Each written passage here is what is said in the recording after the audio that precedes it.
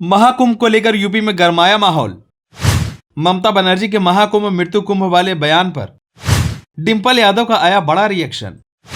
योगी सरकार से डिंपल यादव ने कर दी ये मांग। क्या डिंपल यादव की ये मांग सीएम योगी करेंगे पूरी?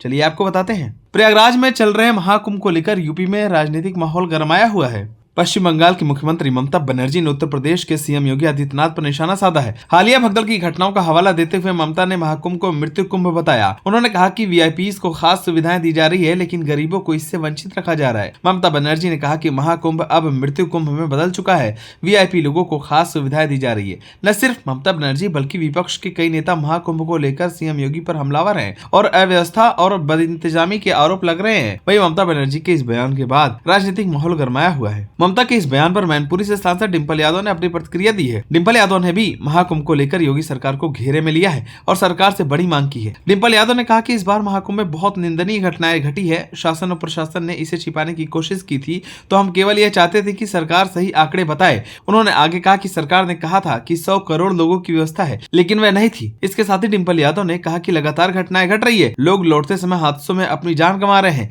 रेलवे स्टेशन और महाकुंभ तक में लोगों ने जान गंवाई है। हम सिर्फ यही चाहते हैं कि सरकार मृतकों का सही आंकड़ा दे और उन्हें सही मुआवजा दे। हमारे सिर्फ यही मांग है कि आपको बता दें कि महाकुंभ में हुई घटनाओं को लेकर विपक्ष लगातार योगी सरकार को घेरने में लगा हुआ है। वहीं समाजवादी पार्टी के नेता शिवपाल यादव ने कहा कि सरकार के पैसे का दुरुपयोग पीआर के लिए किया गया है। ऐसी सरकार को इस्तीफा दे देना चाहिए। अव्यवस्थाओं का बोलबाला है। शिवपाल यादव ने आरोप लगाया कि सरकार सनातन धर्म का दिखावा करके लोगों की आस्था के साथ खिलवाड़ कर रही है। सरकार का वास्तविक उद्देश्य जनता के विश्वास का दोहन करना है। इन लोगों का आस्था से कोई संबंध नहीं है। आपको बता दें कि मौनी अमावस्या के दिन महाकुंभ में संगम नोस पर भगदड़ मची थी, जिससे लगभग 30 लोगों की मौत और करीब 60 लोग घायल हुए थे। इस घटना के बाद से ही विपक्ष सरकार के कई सवाल कर रहा है।